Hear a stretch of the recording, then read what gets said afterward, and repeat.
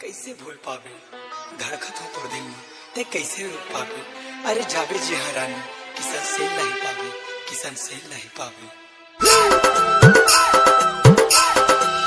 Mixed by DJ Yaki exclusive 5X.